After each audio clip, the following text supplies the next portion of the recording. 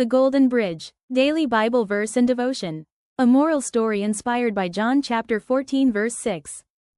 In a small village divided by a dangerous river, people had no way to cross to the other side, where safety, food, and peace awaited. Many tried to swim across, but the current was too strong, and they were swept away. One day, a wise and kind builder came to the village. He built a strong, golden bridge across the river.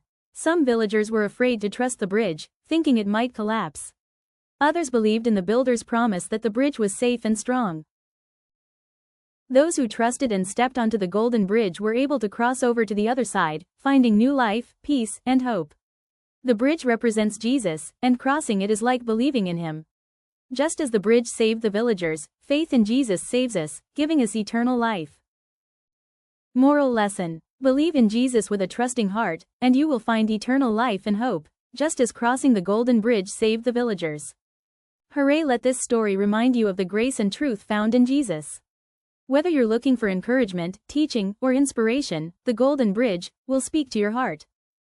Subscribe for more daily Bible verses, devotionals, and Christian stories.